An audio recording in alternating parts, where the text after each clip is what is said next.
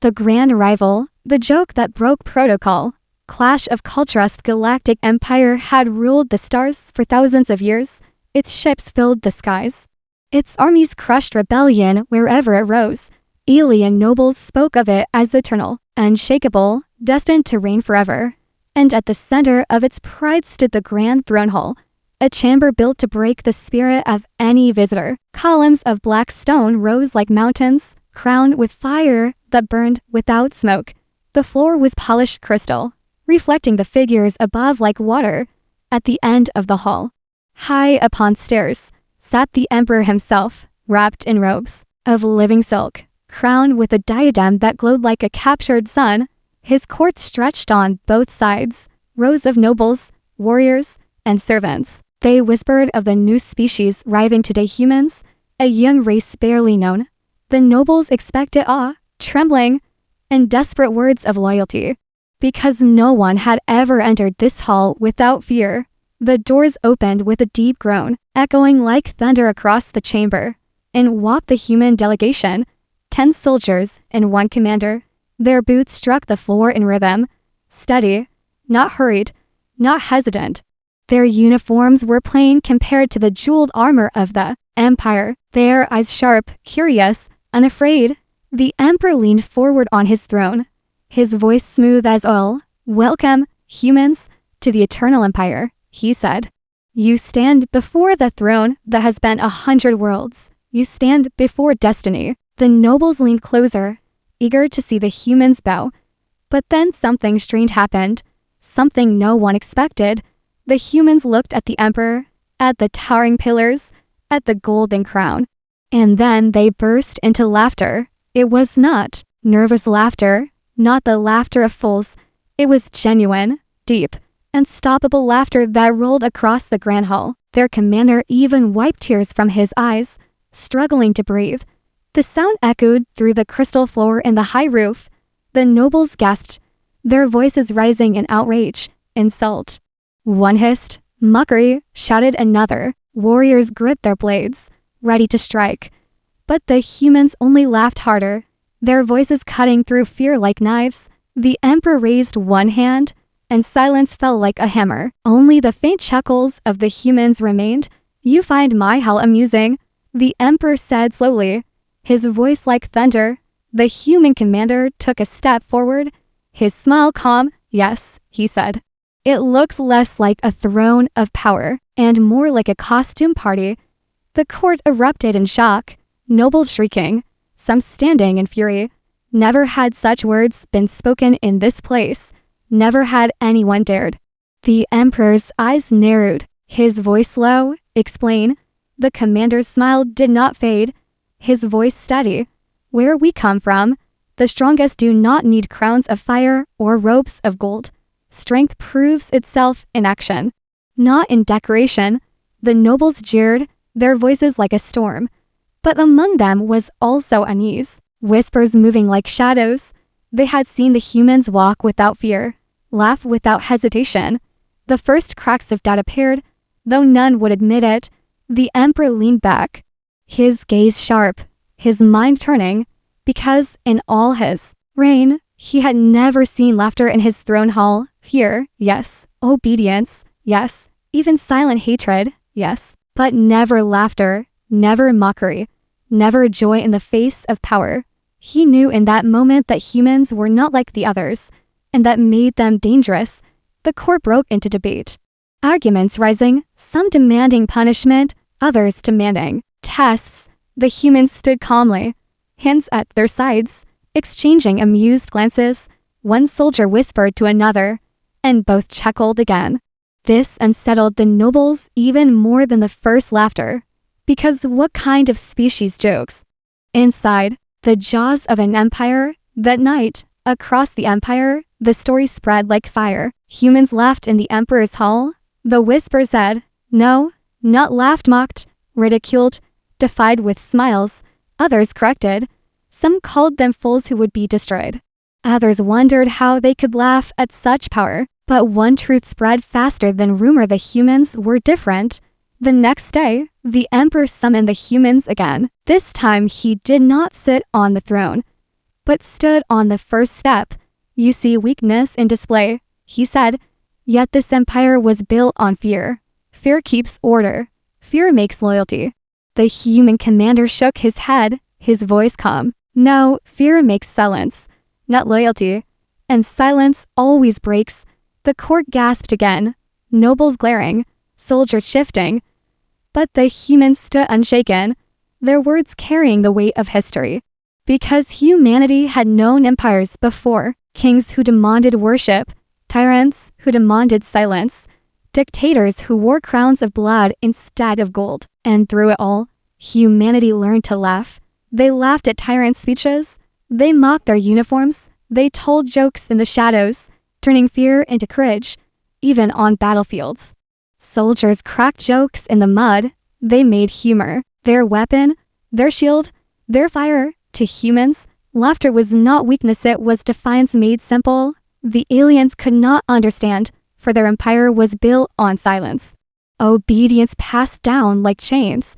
Respect demanded, never earned. They had never known laughter in battle, never known a joke in the face of death. To them, humor was childish, foolish, impossible. Yet here stood humans, unafraid, mocking the throne itself. And the court began to whisper again. How can they laugh at war? What kind of people turn fear into a game? The questions spread like cracks in glass, and the emperor listened in silence, because deep down he too wanted the answer. The emperor did not sleep that night. He stood on his balcony, staring at the stars that had bowed to his rule for centuries. Worlds had fallen with only the sight of his fleets. Nations had surrendered when his voice thundered across their skies. But humans had entered his hall and laughed. The laughter rang still in his ears, strange and sharp. A sound that felt like a weapon. It was not madness, not ignorance. It was something else. He decided then that he must test them. He must break them or understand them. Because if he failed to do either, they would remain dangerous. When the morning sun struck the crystal towers, the humans were called again. This time the throne hall was prepared not for welcome, but for trial. Beasts were brought from distant worlds, armored giants brought only for war, creatures with jaws that could split stone and claws that could shred steel. The emperor's voice echoed through the chamber, calm but sharp. Behold, humans, these are my monsters, bred to crush fear into bone. Tell me, do you still laugh? The nobles leaned forward eagerly, ready to watch the humans tremble. But instead the humans looked at the creatures, studied their horns, their tusks, their strange armored hides. And then one soldier whispered to another, loud enough for the court to hear. Looks like someone glued teeth on a lizard and called it scary. The soldier beside him snorted, covering his mouth. No, more like a giant chicken with bad breath. The delegation erupted in laughter again, pointing, chuckling, shaking their heads. The monsters themselves froze, confused, and used to enemies who mocked instead of cowered. The nobles cried out in fury, insult, arrogance, blasphemy. But the emperor raised his hand, watching carefully. The humans laughed, but their eyes were steady. Their hands did not shake. This was not madness. It was control. Their laughter was a choice, a shield against fear. The emperor began to understand. Though it unsettled him deeply, they had turned fear into fuel, and laughter was their fire. The human's commander stepped forward, his voice clear. You built these beasts to frighten us, but fear is not power. Fear is slavery. He pointed to the soldiers standing behind him. We come from a world where tyrants tried to rule with fear. They built thrones from blood. They demanded silence. They wrapped themselves in crowns. But in the end, we laughed at them, and then we broke them. His words spread through the hall like sparks in dry grass. The nobles shifted, some furious, some uneasy, some silent, because deep down they all knew the truth. The empire was built on fear, and fear was the weakest stone to build upon. The emperor called for the second test. He ordered a display of strength, summoning armored warriors from his guard. Blades gleamed, armor shone. The floor shook with the march of trained killers. Fight them, the emperor commanded, and prove your worth. The nobles cheered, certain the humans would fall. But when the warriors advanced, the humans did not back away. They fought together like a single living thing. One blocked, one struck, one laughed as he was pushed back, only to roll and rise again. They joke even as they bled, turning pain into mockery. Is that all you've got? One shouted, grinning through blood. Careful, he swings like my grandmother. Another called. The aliens were shaken, their rhythm broken, because laughter made their power feel small. By the time the test ended, the guards stood defeated. The humans stood battered but smiling, as if nothing could truly wound them. The emperor leaned back, hiding his troubled thoughts. For every test, he said, they answered not with fear, but with defiance, not with silence, but with humor, and each time, it weakened his throne's image of invincibility. The third test came, not with claws or blades, but with words. The emperor himself stood before them, his crown burning like a captured sun. Human, he said, respect is owed to the throne. You must kneel and swear it. The nobles cheered, certain this demand would silence the laughter. But the human commander bowed his head slightly, just enough to be polite. Then he straightened and said, calm but firm, respect is earned, not demanded. The hall erupted, nobles screaming in outrage. But the humans stood calm, their lips curling into the faintest of smiles. Even in the face of an empire's fury, they looked amused. That was more frightening to the nobles than open rebellion. The emperor stared at the commander, his voice low. Then show me why I should respect you. The commander met his gaze without fear. Because when others tremble, we laugh. When others bow, we stand.